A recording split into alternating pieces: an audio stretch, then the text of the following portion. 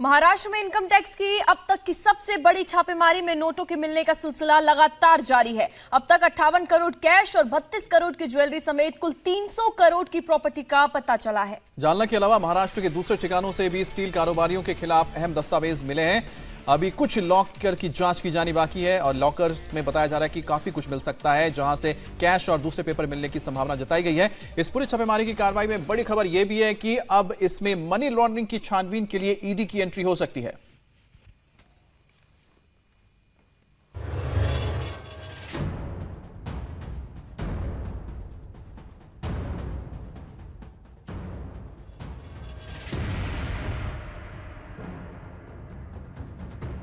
Note इतने कि गिनते गिनते थक गए।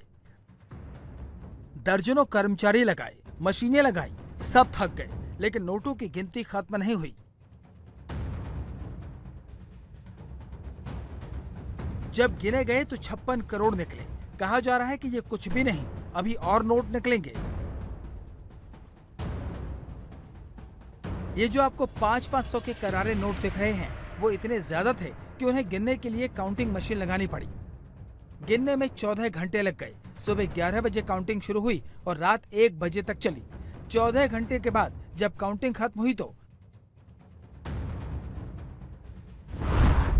टोटल 58 करोड़ रुपए बरामद हुए। इनमें से 26 करोड़ रुपए फार्म हाउस में छिपाकर रखे गए थे, जबकि 30 करोड़ रुपए बैंक लॉकर में रखे गए थे। इसके अलावा 2 करोड़ और मिला है।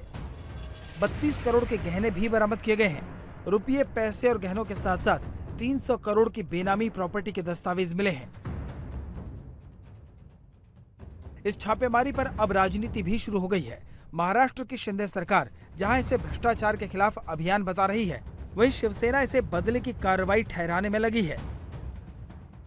देखिए, कार्रवाई अगर है होनी है तो ऐसे बहुत से लोग हैं, मगर कार्रवाई का सिर्फ डर खौफ दिखाया जा रहा है।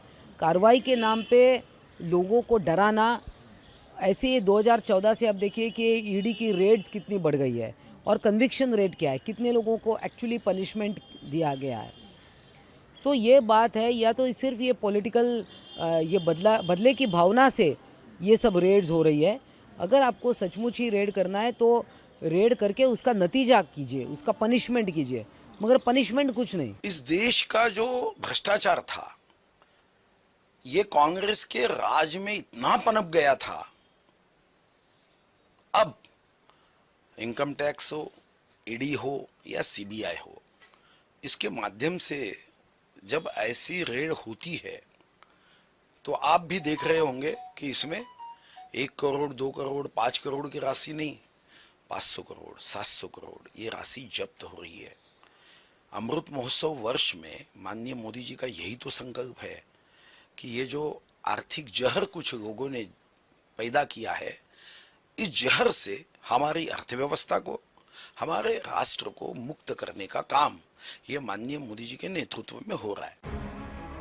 बैंक लॉकर से जो नोट निकालकर यहाँ लाए गए, उन्हें इस तरह पैक करके रखा गया था कि जैसे नोटों को प्रिंटिंग प्रेस में छापकर सीधे यहाँ लाया गया हो। अलमारी में, बेड पर, कबर्ड में, हर जगह नोटों को छिपाकर रखा गया था। महाराष्ट्र के जालना में इनकम टैक्स डिपार्टमेंट ने स्टील के 2 कारोबारियों और 2 प्राइवेट फाइनेंसर के यहाँ रेड डाली। बारातियों के भेष में इनकम टैक्स के अफसरों के काफिले के साथ एसआरजे स्टील के मालिक सुरेंद्र पित्ती और कंपनी के डायरेक्टर्स के घर, ऑफिस और फार्म हाउस पर पहुंचे। इनकम टैक्स के अफसरों की एक बारात कालिका स्टील कंपनी के डायरेक्टर घनश्याम गोयल के घर पर भी पहुंची। इनकम टैक्स की 2 टीमें बारातियों के भेष में बिमल राज सिंघवी और प्रदीप वोरा नाम के प्राइवेट फाइनेंसर्स के घरों पर पहुंची। आईटी टीम ने सबसे पहले सुरेंद्र पित्ती और घनश्याम गोयल के घर और दफ्तर पर रेड की। उसके बाद इनकम टैक्स की 2 अलग अलग टीमें प्रदीप बोरा और बिमल राज के घर और दफ्तर पर पहुंची। वहां पर भी सर्च ऑपरेशन शुरू हुआ। दरअसल सुरेंद्र पित्ती और घनश्याम गोयल जालना शहर के बड़े स्टील कारोबारी हैं, जबकि प्रदीप बोरा और बिमल राज ये दोनों ही एक बड़े फाइनेंसर के तौर पर जालना शहर में जाने जाते हैं। इन्हें डीलर भी कहा जाता है।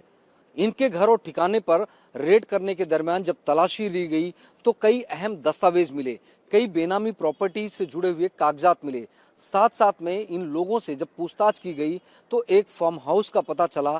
ये फार्म हाउस शहर से लगभग 8 से 10 किलोमीटर दूर था।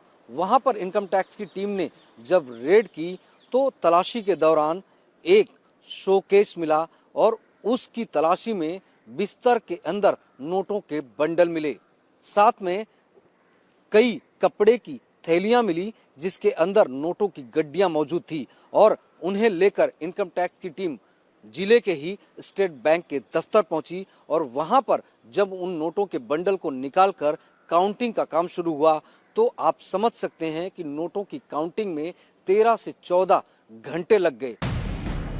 छापेमारी को सीक्रेट रखने के लिए बेहद दिलचस्प अंदाज अपनाया गया। इनकम टैक्स की टीम एक बारात की शक्ल में कारोबारियों के ठिकाने पर पहुंची। इस बारात में 100 गाड़ियां थीं, 400 बाराती थे, कुछ कारों में, कुछ जीपों में और कुछ बसों में।